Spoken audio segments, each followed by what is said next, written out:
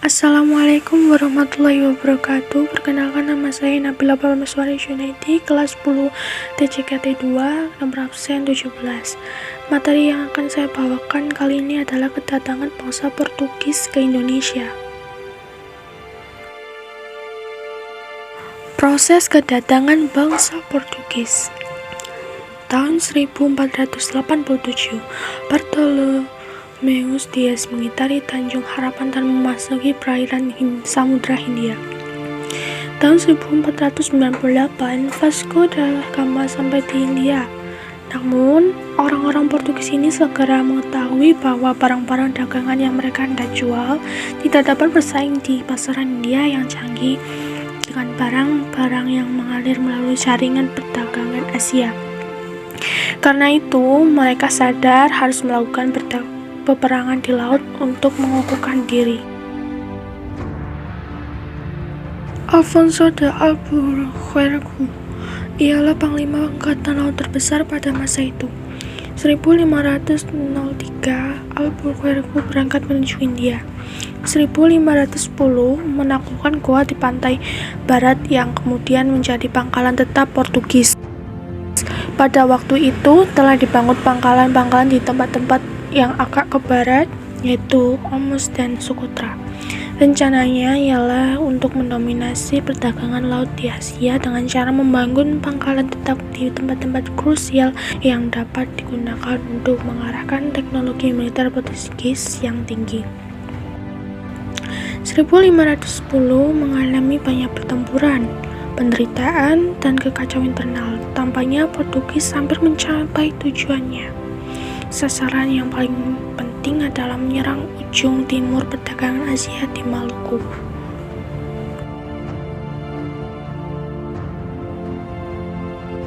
Setelah mendengar laporan-laporan pertama dari para pedagang Asia mengenai kekayaan Malaka yang sangat besar, Raja Portugis mengutus Diogo Lopes de Sequeira untuk menekan Malaka, menjalin hubungan persahabatan dengan penguasanya, dan menetap di sana sebagai wakil Portugis di sebelah timur India. Tugas Sequeira tersebut tidak mungkin terlaksana seluruhnya ketika dia tiba di Maluku pada tahun 1509.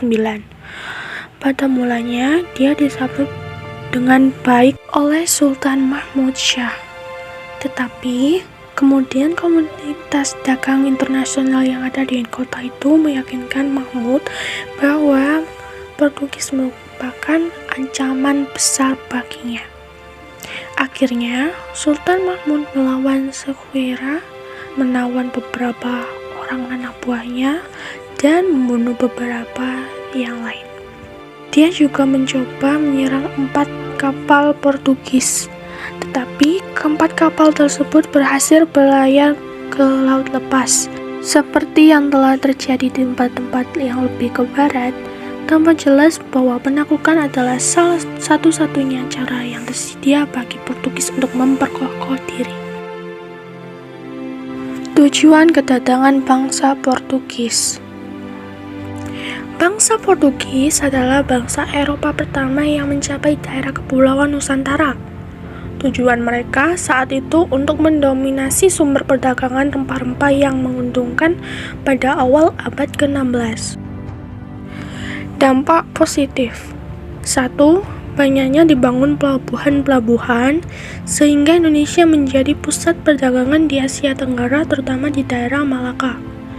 2. Setelah kedatangan bangsa Eropa di Indonesia, banyak berdiri pusat-pusat industri yang dapat mengurangi angka pengangguran di Indonesia.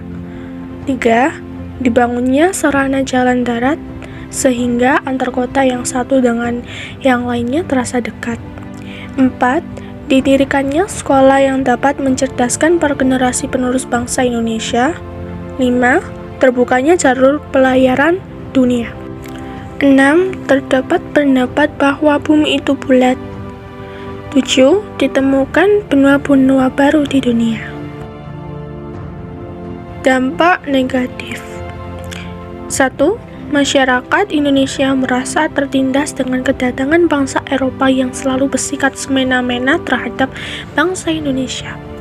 2. terjadinya pemberontakan di mana-mana yang mengakibatkan banyaknya warga negara Indonesia yang meninggal. 3. Bangsa Eropa mengadu domba seluruh masyarakat Indonesia. 4. Terjadinya perebutan kekuasaan yang dilakukan oleh bangsa Eropa terhadap bangsa Indonesia yang akhirnya banyak menelan korban para warga Indonesia. Demikianlah sejarah kedatangan bangsa Portugis ke Indonesia. Wassalamualaikum warahmatullahi wabarakatuh.